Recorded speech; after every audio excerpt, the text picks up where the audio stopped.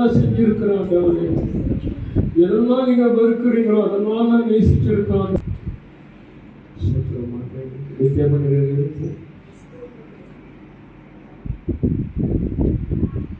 இயேசுவை சொந்த ரட்சகராக ஏற்றுக்கொண்டவர்கள், பிதா குமாரன் பரிசுத்த ஆவியால் ஞானஸ்தானம் பெற்றுக்கொண்டவர்கள் இந்த பந்தியில் நீங்கள் கலந்து